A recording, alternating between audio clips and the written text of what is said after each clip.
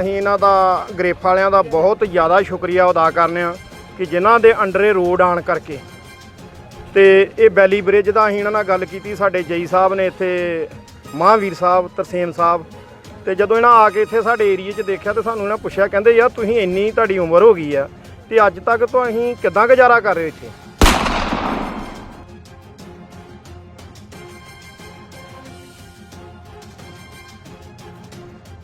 ਸਰਕਾਰਾਂ ਕਈ ਬਦਲੀਆਂ ਨੇ, ਕਈ ਆਈਆਂ ਕਈ ਚਲਾ ਗਈਆਂ ਤੇ ਸਾਡਾ ਤੇ ਅੱਜ ਤੱਕ ਇਦਾਂ ਹੀ ਆਂਦਾ, ਵੋਟਾਂ ਤੇ ਲਾਰਾ ਲਾ ਜਾਂਦੇ ਆ, ਨਾ ਕੋਈ ਆਂਦਾ ਮੁੜ ਕੇ ਨਾ ਕੋਈ ਬਣਾਉਂਦਾ।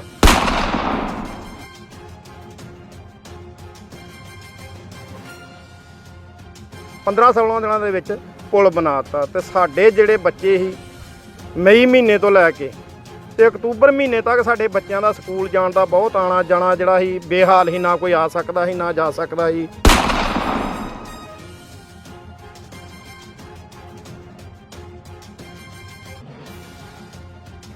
ਬਾਰਡਰ ਤੇ ਸਾਨੂੰ ਨਾ ਤਾਂ ਕੋਈ ਸਾਡੇ ਕੋਈ ਜਿਹੜੇ ਲੇਡੀ ਜੇ ਤਾਂ ਪ੍ਰੈਗਨੈਂਟ ਹੈ ਜਾਂ ਕੋਈ ਬੁਢਾਪੇ ਵਾਲਾ ਆ, ਡਾਕਟਰ ਦੀ ਕੋਈ ਪ੍ਰੋਬਲਮ ਸੀ। ਬਮਿਆਲ ਸਾਡੇ ਹਸਪੀਟਲ ਆ, ਇੱਥੇ ਹਸਪੀਟਲ ਵੀ ਕੋਈ ਨਹੀਂ ਹੈ। ਉੱਥੇ ਲੈ ਕੇ ਜਾਣ ਨੂੰ ਬੜੀ ਤੰਗੀ ਸੀ। ਇੱਕ BSF ਦਾ ਸਹਾਰਾ ਹੁੰਦਾ ਰਿਹਾ ਸਾਨੂੰ, ਉਹਨਾਂ ਦੀ ਗੱਡੀ ਮਿਲ ਜਾਣੀ ਜਾਂ ਉਹਨਾਂ ਦਾ ਬੋਟ ਮਿਲਦਾ ਹੈ ਤੇ ਉਹਦੇ ਰਸਤੇ ਅਸੀਂ ਕ੍ਰਾਸ ਕਰਕੇ ਜਾਂਦੇ ਰਹੇ ਹਾਂ।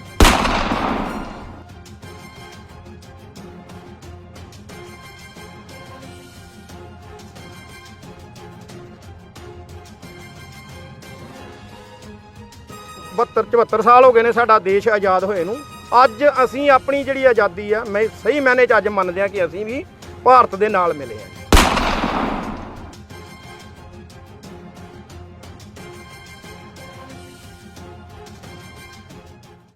आज़ादी के कई वर्ष बीत जाने के बाद भारत पाकिस्तान सरहद की ज़ीरो लाइन पर बसा गांव स्कूल बरसात के दिनों में तरनाह दरिया में पानी आने के कारण एक टापू बनकर रह जाता था। गांव के लोग इस दरिया के कारण कई वर्षों से बरसातों के दिनों में देश से कट जाते थे।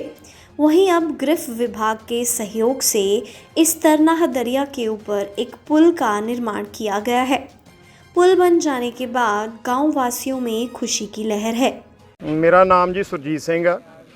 तो मेरे धर्म पत्नी परमजीत कौर इस पिंड के सरपंच ने ते असी ये देखो जी बड़े 74 साल हो गए ने भारत नूं आज़ाद होया ते साडे सही मायने दे विच जिहड़ी आज़ादी आ वो सानूं अज मिली आ।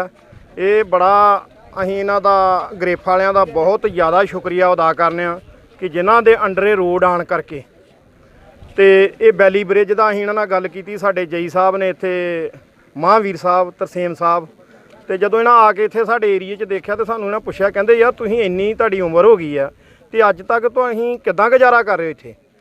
ਤੇ ਅਸੀਂ ਇਹਨਾਂ ਨਾਲ ਆਪਣਾ ਰੋਣਾ ਰੋਇਆ ਜੀ। ਸਾਡਾ ਤਾਂ ਸਰਕਾਰਾਂ ਕਈ ਬਦਲੀਆਂ ਨੇ, ਕਈ ਆਈਆਂ ਕਈ ਚਲਾ ਗਈਆਂ ਤੇ ਸਾਡਾ ਤੇ ਅੱਜ ਤੱਕ ਇਦਾਂ ਹੀ ਆਂਦਾ, ਵੋਟਾਂ ਤੇ ਲਾਰਾ ਲਾ ਜਾਂਦੇ ਆ, ਨਾ ਕੋਈ ਆਂਦਾ ਮੁੜ ਕੇ ਨਾ ਕੋਈ ਬਣਾਉਂਦਾ।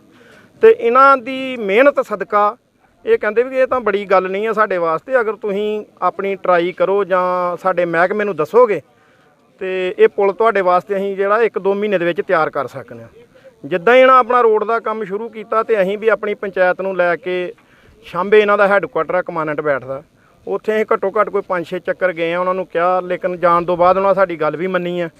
ਫਿਰ ਵਿੱਚ ਕੋਵਿਡ-19 ਦੇ ਕਰਕੇ ਵਿੱਚ ਜਦੋਂ ਲੋਕਡਾਊਨ ਹੋ ਗਿਆ ਉਹਦੇ ਕਰਕੇ ਥੋੜ੍ਹਾ ਕੰਮ ਡਿਲੇ ਹੋਣ ਕਰਕੇ ਤੇ ਇਹ ਜਿਹੜਾ ਪੁਲ ਆ ਸਾਡਾ ਥੋੜ੍ਹਾ ਲੇਟ ਹੋ ਗਿਆ।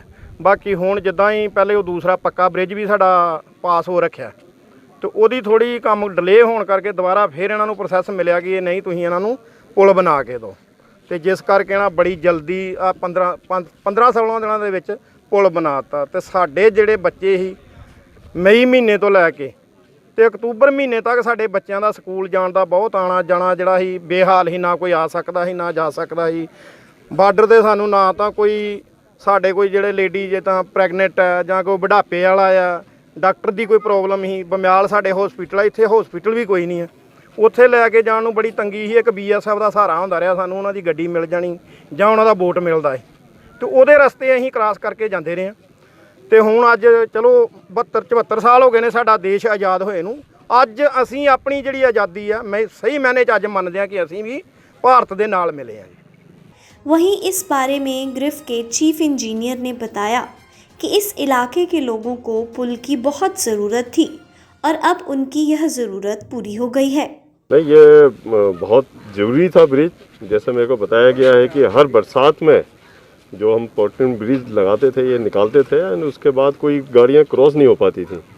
तो जो लोगों का डिमांड था ये फुलफ़िल हुआ है, इससे बहुत खुशी है। एंड अब इसके साथ साथ हमारा परमानेंट ब्रिज का भी हमने कॉन्ट्रैक्ट एक्शन कर रहे हैं और उम्मीद है कि 2 साल में ये परमानेंट ब्रिज भी हम बना के देंगे। इसमें ये इक्विपमेंट ब्रिज है, इसमें इक्विपमेंट ब्रिज करीब 1.8 करोड़ के आसपास का है। भाई देखो, सभी की मेहनत से ये ब्रिज बनता है। जो यहाँ के एमपी हैं सनी देओल, उन्होंने भी एक लेटर लिखा था DGBR में और उसके कारण हमको ये पार्ट्स मिले हैं।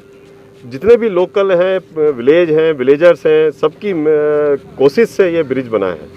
मैं ये कहना चाहूँगा।